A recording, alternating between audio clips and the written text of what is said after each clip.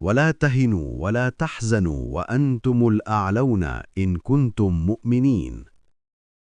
Dan janganlah kamu merasa lemah dan jangan pula bersedih hati, sebab kamu paling tinggi derajatnya jika kamu orang beriman.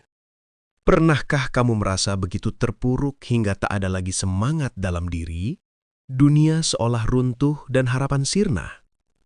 Ketahuilah, Allah Subhanahu wa Ta'ala tidak pernah meninggalkanmu. Dia selalu ada, mengawasimu, dan siap membantumu bangkit. Allah Subhanahu wa Ta'ala berfirman, "Janganlah kamu merasa lemah dan jangan pula bersedih hati, sebab kamu paling tinggi derajatnya jika kamu orang beriman." Quran Surat Ali Imran ayat 139. Ada seorang pedagang bernama Anto. Dia memiliki sebuah warung kecil, tapi akhir-akhir ini dagangannya selalu sepi. Anto merasa sangat sedih dan putus asa.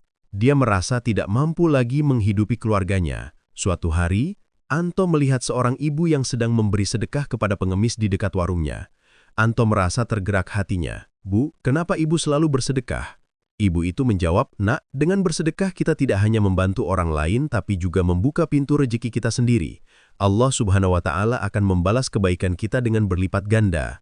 Anto mengikuti nasihat ibu itu. Dia mulai bersedekah, memperbaiki kualitas dagangannya, dan tidak lupa berdoa kepada Allah. Alhamdulillah, warungnya mulai ramai dikunjungi pembeli. Anto sangat bersyukur dan bahagia. Dia menyadari bahwa Allah tidak pernah meninggalkannya. Seperti Anto, jangan biarkan kesedihan menguasai diri. Kita adalah orang-orang beriman, dan Allah menjanjikan derajat yang tinggi bagi kita. Bangkitlah.